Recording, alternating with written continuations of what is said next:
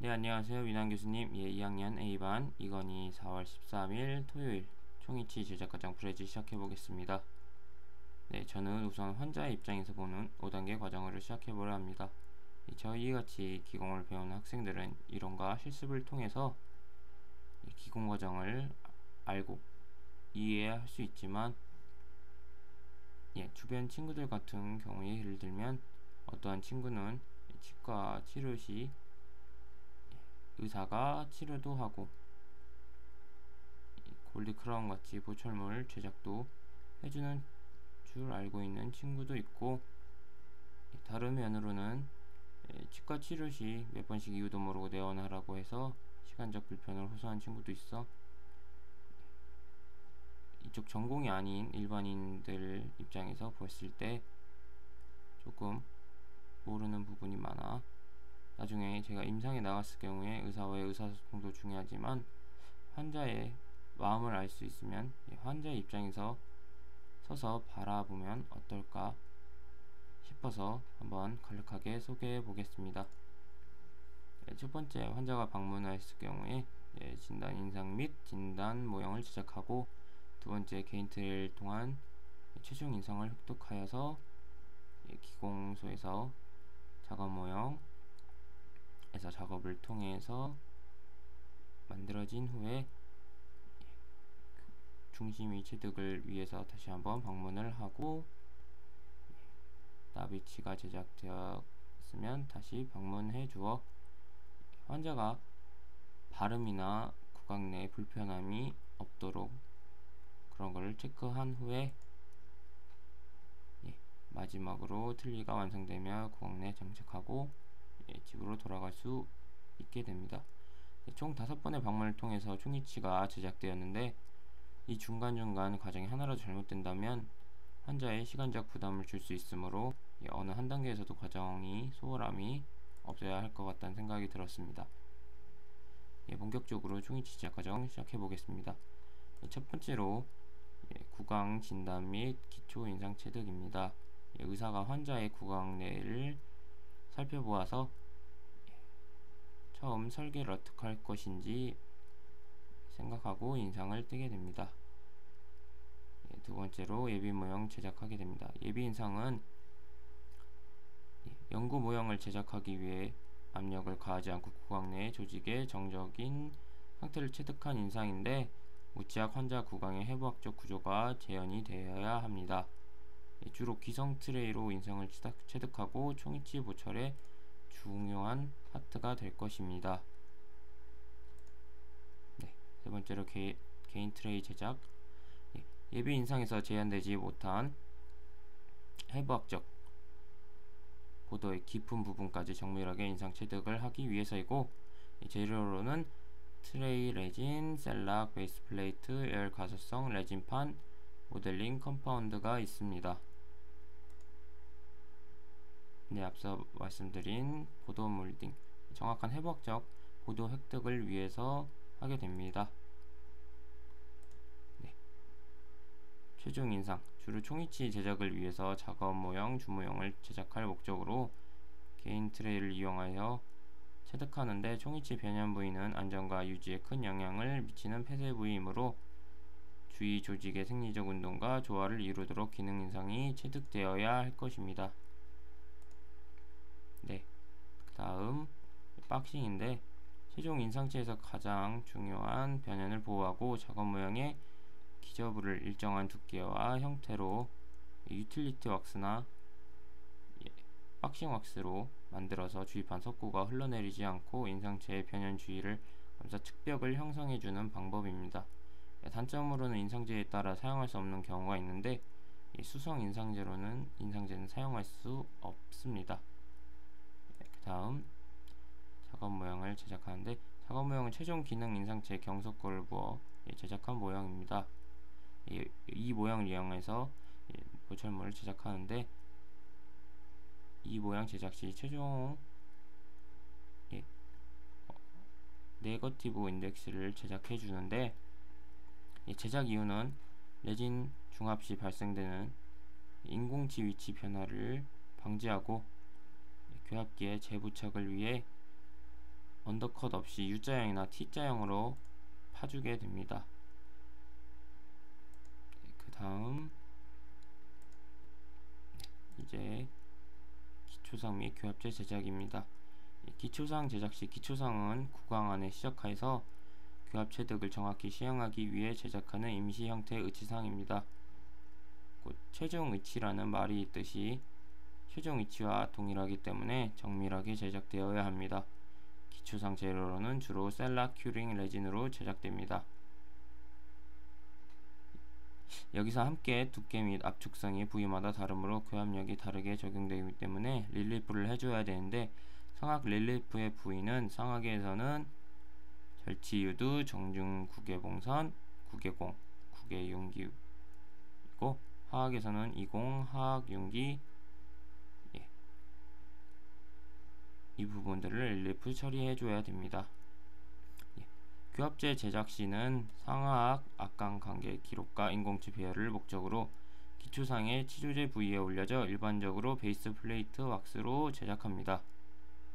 무치약 환자는 자연치가 완전히 없으므로 적절한 인공치 선택과 배열에 대한 자료가 결여됐으므로 교합제 적절한 형성으로 인공치의 위치와 환자 개인의 그런 개개의 중요한 정보를 전달하는 기능을 갖고 있어 매우 중요한 과정입니다.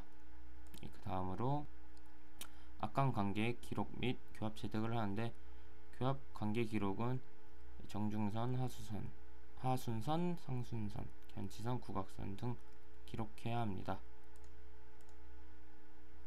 교합기 부착 및 인공치 배열입니다.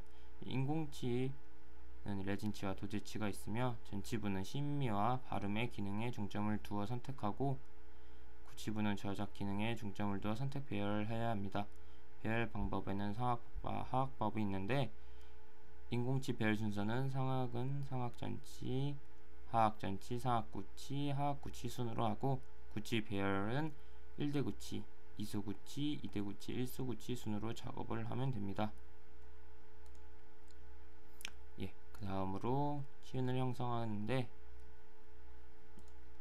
의치상 조각 시 의치에 적절한 심미적 형태를 부여하고, 발음 시 불편함이 없어야 하고, 환자에게 자연감을 주어야 하므로 주변 조직과 조화를 이루도록 만들어야 합니다.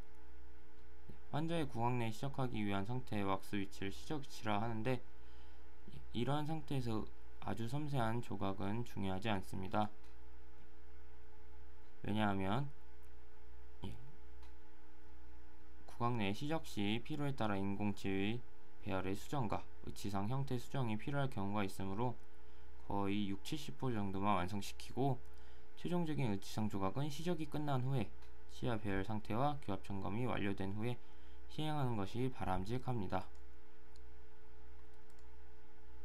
그 다음으로 이제 메몰 파트입니다. 이 메몰 준비 및 바세린 도포인데, 이 메몰은 우선 함에 분리제를 발라주고 모형을 물에 10분 정도 담가둡니다.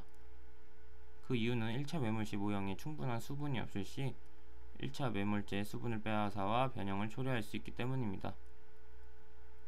또한 상함의 상부와 인공치 전치부 절단연 사이에 간격이 6mm 이상의 여유가 있는지 확인해야 하는데, 그 이유는 간격이 너무 좁으면 의치상 레진 주입 시 가해지는 압력에 의해 경석고 매물재가 파절되고 인공치의 위치 변화가 초래될 수 있으며, 만약 반대로 너무 높으면 모형 밑면을 모형 삭제기로 트리밍 해야 해서 두께를 맞춰야 하는 불편이 있기 때문입니다. 1차 메몰입니다. 언더컷이 없도록 메몰하면 나비치 위로 석고가 올라가면 안됩니다. 만약 1단계 메몰 시 언더컷이 있을 경우에 상하함이 잘 분리되지 않은 원인이 될 수 있고, 모양의 가장자리와 나비치 변연부는 반드시 노출되어야 합니다. 그 다음으로 2차 메몰. 함의 석고가 경화되면 왁스를 제거할 시 함 분리가 용이하도록 석고 분리제를 모양의 가장자리와 경석고 매물재 표면에 도포합니다. 또 보통 석고를 상함 내부로 주입하여 치아와 교환면 부위가 약간 덮이도록 합니다. 인공치 교환면에 묻은 보통석고를 상암 내부로 주입하여 치아와 교환면 부위가 약간 덮이도록 하고, 앞서 말씀드렸는데, 인공치 교환면 부위에 묻은 보통석고를 손가락으로 닦아내어 구치 부위의 교환면과 전치 부위의 절단부를 노출시켜야 합니다. 3차 매물 시 경석고를 사용하여 하는데, 함이 넘치도록 채워야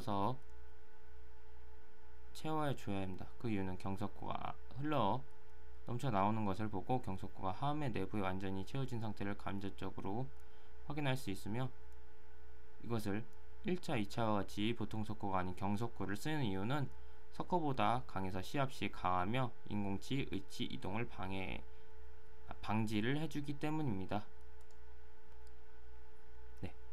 이렇게 완성되면 각각의 층에 어떤 게 들어갔는지 한눈에 알 수 있습니다.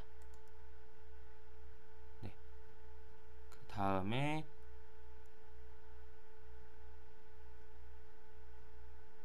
함을 분리해서 왁스를 제거해 줍니다.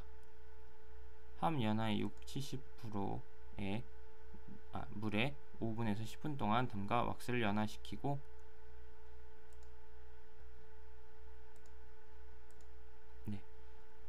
왁스 워시 시 함 분리할 때 함이 뜨거움으로 화상에 주의하고, 왁스 워시 시 그 뜨거운 물로 남아있는 왁스를 제거하는 것이기 때문에 치아 사이 레진 전입 시 남은 왁스가 기포가 되므로 깨끗이 그 사이사이를 제거해 줘야 됩니다. 그 다음 레진 분리제 도포 시 모형이 어느 정도 식은 상태에서 도포를 해야 합니다. 뜨거울 때 만약에 분리제를 하면 하얀 막이 생겨서 안 되고, 그러므로 어느 정도 손에 만질 수 있는 그런 따뜻한 정도일 때 한 겹으로 도포해 줘야 됩니다. 그 다음 레진 전입을 하는데, 레진 전입은 세 가지 방법이 있습니다. 가압 형성법, 유입 형성법, 주입 형성법이 있는데, 저희가 수업 시간에 한 것은 가압 형성법으로 왁스를 제거한 상하암 사이에 도어 스테이지 레진을 주입하며 그 사이에 얇은 비닐을 끼운 뒤 프레스기로 압력을 가해 레진을 주입하는 방법입니다. 대부분 오븐 패킹으로 레진을 주입하여 3차 과정에 걸쳐 레진이 주입되고, 장점으로는 조작 방법이 간단하고 특수 장비가 필요 없고, 단점으로는 함 사이에 가행된 레진분이 있기 때문에 교합 구경이 높아지는 단점도 있습니다.